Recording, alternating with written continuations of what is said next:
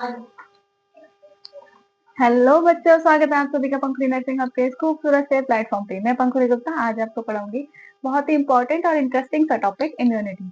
जल्दी से देख लेते हैं इम्यूनिटी क्या होता है। हमारी बॉडी की एक ऐसी क्वालिटी है, जब भी हमारी बॉडी में कोई फॉरेन पार्टिकल आता है, फॉरेन एंटीजन आता है जो हमारी बॉडी के लिए हार्मफुल है, तो हमारी बॉडी उसके अगेंस्ट फाइट करती है और एक चीज डेवलप कर लेती है जिसको हम कहते हैं इम्यूनिटी। अगर वो दोबारा कभी आएगा तो हम उसे किल कर पाएंगे, है ना। तो उस चीज को हम बोलते हैं इम्यूनिटी। ये हमारा नेचुरली एक मैकेनिज्म है। अब देख लेते हैं resistance exhibited by the host against any foreign antigen. Antigen क्या होता है? वो फॉरेन मटेरियल जो हमारे लिए हार्मफुल है। और होस्ट क्या होता है? हमारी खुद की बॉडी जिस पर एंटीजन आने वाला है। ठीक है, जैसे ये कोई ह्यूमन बॉडी है, इस पर एंटीजन आएगा।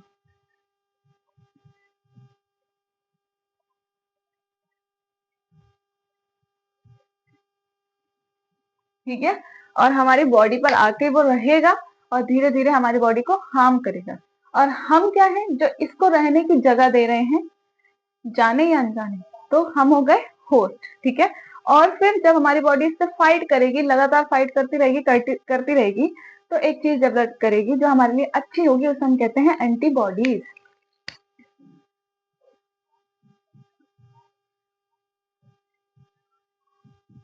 क्या डेवलप कर लिया हमारी बॉडी ने?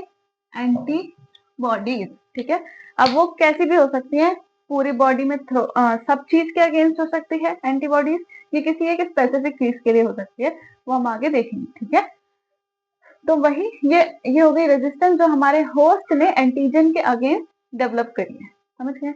अब हम टाइप देख लेते हैं इम्यूनिटी के। दो टाइप्स के होते हैं, इनेट और एक्वायर्ड।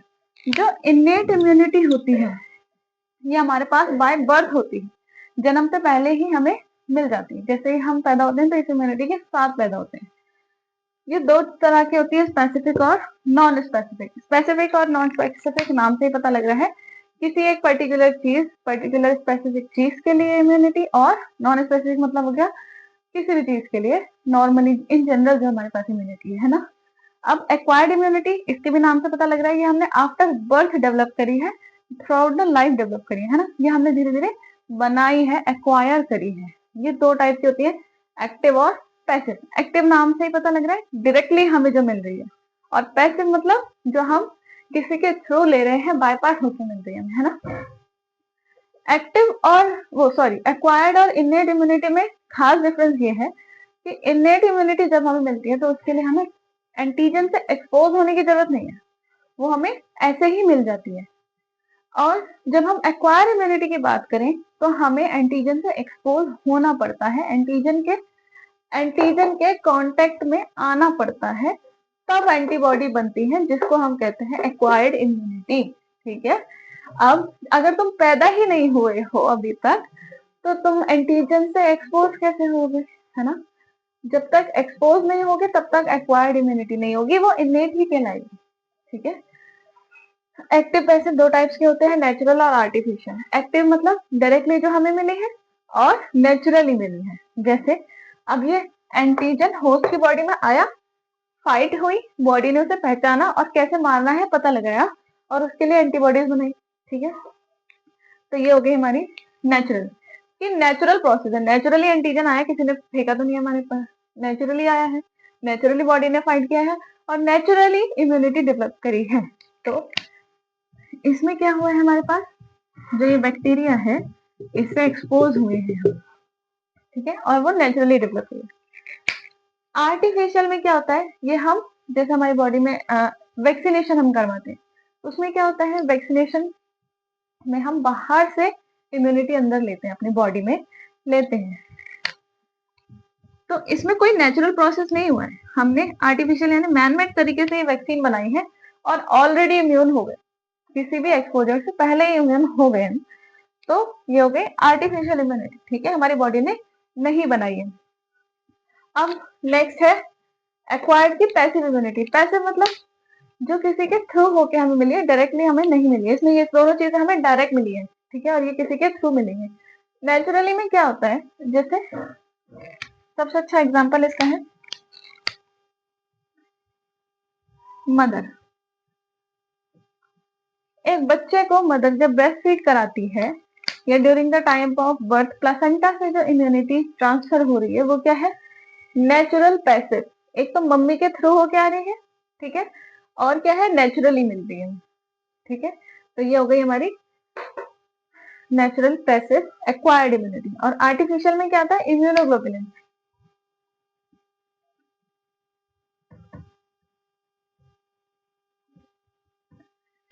इम्यूनोग्लोबुलिन ये मैन्युफैक्चर किए जाते हैं। ये एक तरह की हम कह सकते हैं हम बाहर से इम्यूनिटी ले रहे हैं अपने बॉडी में, जो कि आर्टिफिशियली बन रही है, ठीक है। और कब यूज हो रही है? जब किसी को इम्यूनोसप्रेसिंग डिसऑर्डर होते हैं, इम्यूनिटी डिसऑर्डर्स होते हैं, उसमें हम इम्यूनोग्लोबुलिन ट्रांसफर करते हैं पेशेंट में। तो ये हमारा एक फ्लो चार्ट हो गया। अगर आपको ये चार्ट समझ में आ जाता है तो आपको क्लासिफिकेशन और हर एक एक को समझाने में कोई दिक्कत नहीं होगी। पहले आप इसका नोट कर लीजिए, हम इन डिटेल देखेंगे। हो गया बच्चे इतना। अब हम देखेंगे नेक्स्ट हमारा इन्नेट इम्यूनिटी। और इन्नेट इम्यूनिटी में हम उसका देख रहे हैं मैकेनिज्म, वो कैसे काम करती है। इन्नेट इम्यूनिटी में 3 टाइप्स से इम्यूनिटी हमारी काम करती है: एपिथेलियल सरफेसेस, एंटीबैक्टीरियल सब्सटेंस और सेलुलर फैक्टर्स। जब हम एपिथेलियल सब्सटेंस की बात कर रहे हैं पहले, ठीक है, इसमें हमारे ये 5 आते हैं। सबसे पहला हमारा स्किन। स्किन कैसे हमारी बॉडी को प्रोटेक्ट कर रही है, हम उसका मैकेनिज्म देखेंगे। तो कैसे करती है? पहले तो ये मैकेनिकल बैरियर की तरह काम करती है, हमारी बॉडी को कवरिंग प्रोवाइड करती है और हमारी बॉडी को प्रोटेक्ट करती है। सेकेंड है, इसमें एंटीबैक्टीरियल सिक्रीशंस होते हैं, जैसे कि जो हमारा स्वेट है उसमें अमाउंट ऑफ सॉल्ट बहुत ज्यादा होती है, ठीक है, जो हमारे बॉडी में आने वाले एंटीजेंस के लिए हार्मफुल है उनको किल करने के लिए सफिशियंट है। सेकेंड हमारा क्या है? Sebaceous secretion. जब हम कहते हैं कि हमारे फेस में एक्ने हो रहे हैं, ब्रेकआउट्स हो रहे हैं, तो वो इसी वजह से होते हैं। कंटिन्यूसली हमारे फेस पे या हमारी स्किन पे सेबेशियस सिक्रेशंस होते रहते हैं जो स्किन को मॉइस्ट करते हैं। और उसमें क्या होता है? एंटीबैक्टीरियल क्वालिटी होती है। जब भी एंटीजन आते हैं तो ये उसे किल करने के लिए एक्टिवेट हो जाते हैं, ठीक है। नेक्स्ट क्या है? Respiratory tract. हमें पता है कि हमारे नेजल पैसेज से लेके पूरा लंग्स तक सारा जो मेम्ब्रेन है वो मॉइस्ट है, ठीक है। तो जब भी डस्ट के थ्रू इनहेलेशन के टाइम पे हम डस्ट के थ्रू बैक्टीरिया भी इनहेल करते हैं, तो वो क्या करता है? उसको वहीं पे रोक देता है, म्यूकस में वो जाके चिपक जाता है कि लोअर रेस्पिरेटरी ट्रैक्ट में वो ना पहुंच पाए, ठीक है। तो ये क्या है? हमारा एक डिफेंस की तरह काम कर रहा है। सेकेंड है इसमें हमारा सीलिया। हेयर लाइक प्रोजेक्शन होते हैं हमारे पूरे पैसेज में, जो क्या करते हैं? डस्ट पार्टिकल और बैक्टीरिया को फेरेंक्स की तरफ को ले जाते हैं, और जब हम कफ करते हैं तो वो बाहर आ जाते हैं या फिर हमारे डाइजेस्टिव ट्रैक्ट में चले जाते हैं और फीसेस के थ्रू एलिमिनेट हो जाते हैं, ठीक है। फिर हमारा है जीआई ट्रैक्ट। इसमें हमें पता है सबसे पहले हमारा जो फूड है वो सलाइवा से कांटेक्ट में आता है।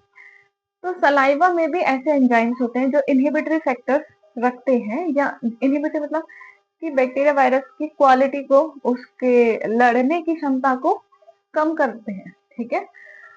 और सेकेंड हमारा, अगर सलाइवा से भी बच जा रहा है बैक्टीरिया, तो हमारे जीआई ट्रैक्ट में बहुत सारे गैस्ट्रिक जूसेस सिक्रीट होते हैं जिनका पीएच बहुत ज्यादा होता है, जो अच्छा खासा सफिशिएंट है कि किसी बैक्टीरिया को किल कर पाए।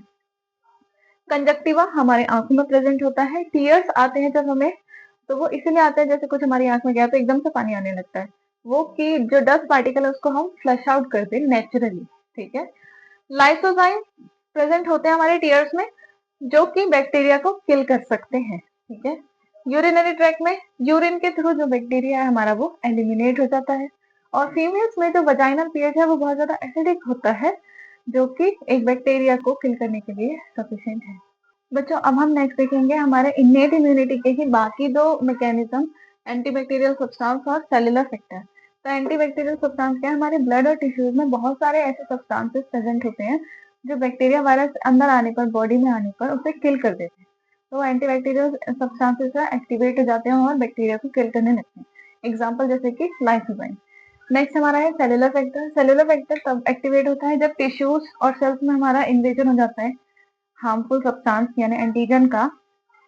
तो जैसे एंटीजन का इन्वेजन होगा, वहां पे फेगोसाइट्स प्रेजेंट होने लगेंगे। फेगोसाइट इकट्ठे होंगे कहाँ पे? साइट ऑफ इन्फेक्शन पर। फिर फेगोसाइट्स आने के बाद वहां पर आएंगे फिब्रिन। फिब्रिन इकट्ठे होंगे जो क्या करेंगे? बैक्टीरिया के स्प्रेड होने को रोकेंगे, उसे फैलने से रोकेंगे। फिर फेगोसाइटिक सेल जो है इन सारे ऑर्गेनिज्म को इंजेस्ट कर लेंगे, खा लेंगे और उन्हें खत्म कर देंगे। तो ये हमारा पूरा हो गया सेलुलर फैक्टर, और ये सारे हमारे यहाँ पे इनेट इम्यूनिटी खत्म हो गई। नेक्स्ट अब हम देखेंगे एक्वायर्ड इम्यूनिटी और उसका मैकेनिज्म। ठीक है, आप इतना नोट कर लीजिए। तो बच्चों, अब तक हमने इनेट इम्यूनिटी कंप्लीट पढ़ लिया। अब हम नेक्स्ट देख रहे हैं एक्वायर्ड इम्यूनिटी की मैकेनिज्म। तो एक्वायर्ड इम्यूनिटी हमें पता है, ये हमें आफ्टर बर्थ मिलती है थ्रू आउट द लाइफ। उसमें भी हमारे दो टाइप्स के होते हैं, एक्टिव और पैसिव। पहले हम एक्टिव वाला देख रहे हैं। Active immune response stimulate both humoral और सेल मेडिएटेड इम्यूनिटी। ह्यूमोरल और सेल मेडिएटेड इम्यूनिटी हमारी बॉडी में प्रेजेंट होती है, लेकिन जो एक्टिव इम्यून रिस्पॉन्स है वो जाकर इनको स्टिमुलेट करता है और ये रेस्पॉन्स में एंटीबॉडीज क्रिएट करते हैं। ठीक है, तो ये कैसे कैसे काम करती है ह्यूमोरल और cell mediated immunity. Humoral immunity क्या करता है, ये पहले तो एंटीबॉडी मेडिएटेड इम्यूनिटी होती है, और ये क्या डिपेंड करती है, सिंथेसिस ऑफ एंटीबॉडीज।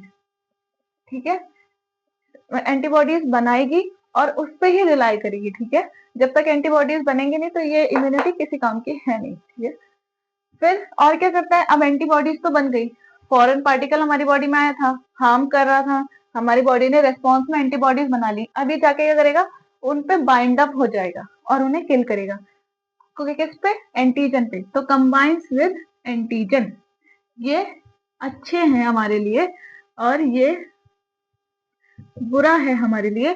तो ये क्या करेंगे, हमारी बॉडी ने बनाया, ये जाके इन पे जुड़ जाएंगे और इन्हें किल करेंगे। ठीक है, और कैसे काम करता है, बी लिम्फोसाइट्स बनाते हैं स्पेसिफिकली ह्यूमरल इम्यूनिटी को। बी लिम्फोसाइट क्या करते हैं, हमारे बॉडी में आए हुए एंटीजन को पहचानेंगे, रिकॉग्नाइज करेंगे और उनके अगेंस्ट एंटीबॉडीज बनाते हैं। ठीक है, अब नेक्स्ट हमारा क्या है, सेल मेडिएटेड इम्यूनिटी। ये किस पर रिलाई करता है, टी लिम्फोसाइट पे। टी लिम्फोसाइट्स इंपॉर्टेंट है रेजिस्टेंस क्रिएट करने के लिए या इम्यूनिटी बनाने के लिए, डिपेंड्स ऑन टी लिम्फोसाइट। और ये किस में यूज होता है, क्रोनिक बैक्टीरियल इन्फेक्शन जब होता है तब हमारी बॉडी में टी लिम्फोसाइट्स बनते हैं। ठीक है, तो ये दोनों हमारे एक्टिव इम्यून रिस्पॉन्स किसको स्टिमुलेट कर रहा है, ह्यूमरल और सेल मेडिएटेड इम्यूनिटी को। हमने उन दोनों के बारे में पढ़ लिया। तो यहाँ हमारा एक्वायर्ड का एक्टिव पार्ट खत्म हो गया। नेक्स्ट हमारा आता है उसका पैसिव पार्ट। ठीक है, तो जो पैसिव इम्यूनिटी है ये हमें पता है बाईपास होकर मिलती है, हमें किसी के थ्रू मिलती है। तो ये बोरो करी हुई होती है। ठीक है, और ये शॉर्ट टर्म होती है और ये एक्टिव इम्यूनिटी को सप्रेस करने में भी यूज कर सकते हैं। जैसे पहले तो पैसिव का देख लेते हैं। मदर जब बच्चे को ब्रेस्ट फीड कराती है तो क्लोस्ट्रम से हमें क्या मिलता है, इम्यूनिटी मिल रही है ना बच्चे को। तो नेचुरल का एग्जाम्पल तो ये हो गया। पैसिव का एग्जाम्पल होता है इम्यूनोग्लोबुलिन।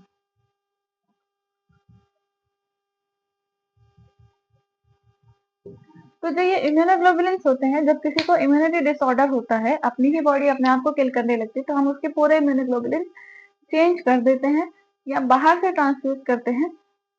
तो ये उसका एग्जाम्पल हो गया। लेकिन जैसे जैसे बच्चा बड़ा होगा तो ये वाली इम्यूनिटी उसकी खत्म हो जाएगी और वो खुद की डेवलप करने लगेगा।